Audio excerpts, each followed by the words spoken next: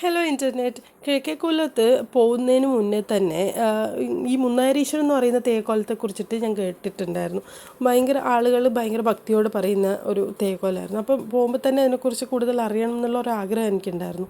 അപ്പോൾ അവിടെ എത്തിയപ്പോഴാണ് ഈ മാവും ഞാൻ കഴിഞ്ഞ വീഡിയോ പറഞ്ഞല്ലോ, ഭയങ്കര ഗജഗംഭീരമായിട്ടുള്ള രണ്ട് മാവുകളുണ്ട്. ഈ മാവും ഈ തെയ്യവും തമ്മിൽ കണക്ഷൻ ഉണ്ടെന്ന് പറഞ്ഞു. അങ്ങനെ അവിടെ കണ്ട കുറച്ച് പ്രായമായിട്ടുള്ള രണ്ടാൾക്കാരുടെ അടുത്ത് ചോദിച്ചു, ഇതെന്താ ഇതിൻ്റെ കഥ എന്താണെന്ന്. അപ്പം അവർ പറഞ്ഞു, മുന്നാരീശ്വരം എന്ന് പറയുന്ന വ്യക്തിനെ ദേവി കൊന്നതാണ്. ദേവി കൊന്നിട്ട് പിന്നീട് എന്തോ ആ ദേവീൻ്റെ മുന്നിൽ തന്നെ ഇദ്ദേഹത്തെ കുഴിച്ചിടുകയാണ്. ദേവിക്ക് കാണാൻ പറ്റുന്ന ദൂരത്തിൽ ആ കുഴിച്ചിട്ട സ്ഥലത്ത് നിന്ന് അദ്ദേഹത്തിൻ്റെ കാൽഭാഗത്തു നിന്നും തലഭാഗത്തു നിന്നും രണ്ട് മാവുകൾ മുളച്ചു വന്നതാണ് ഇപ്പോൾ ഈ കാണുന്ന രണ്ട് വലിയ മാവുകൾ. ആ മുളച്ചു വരുന്ന സമയത്ത് തന്നെ ഉണ്ടായ ഒരു തെയ്യക്കോലമാണ് ഈ മുന്നാരീശ്വരൻ എന്ന് പറയുന്ന തെയ്യം.